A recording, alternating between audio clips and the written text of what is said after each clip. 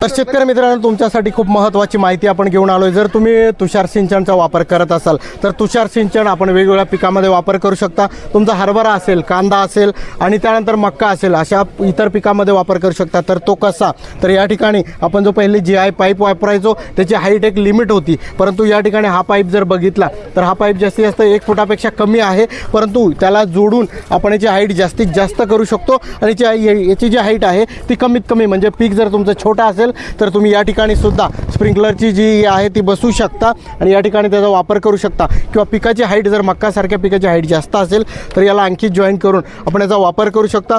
जर तुम्हाला प्रेशर कमी जास्त प्रमाणात लागत असेल, जर 1.5चं तुमचं प्रेशर असेल तर प्लास्टिकचा या ठिकाणी वापर नोझलचा करू शकता। किंवा 2.5चं जर तुमचं प्रेशर असेल तर मित्रांनो हे जे मेटल बॉडी आहे याचा वापर करू शकता।